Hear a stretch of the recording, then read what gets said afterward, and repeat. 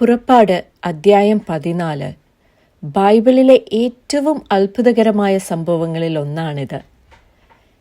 ദൈവം തൻ്റെ ജനത്തെ മിസ്രയീമിൽ നിന്ന് പുറത്തു കൊണ്ടുവന്നു.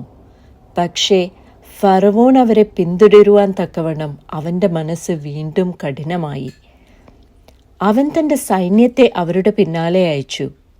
ഇസ്രയേൽ ജനത ഭയപ്പെട്ടു. മുന്നിൽ കടൽ, പിന്നിൽ ശത്രു. അവർ ദൈവത്തോട് നിലവിളിച്ചു.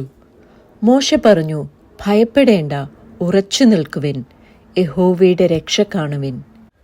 ദൈവം കടലിനെ പിളർന്നു. 2 ഭാഗത്തും വെള്ളം മതിലായി നിൽക്കുന്നു.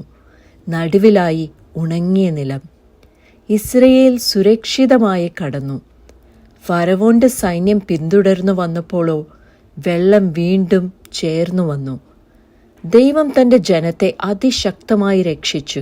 യഹോവ നിങ്ങൾക്ക് വേണ്ടി യുദ്ധം ചെയ്യും, നിങ്ങൾ മിണ്ടാതിരിപ്പീൻ.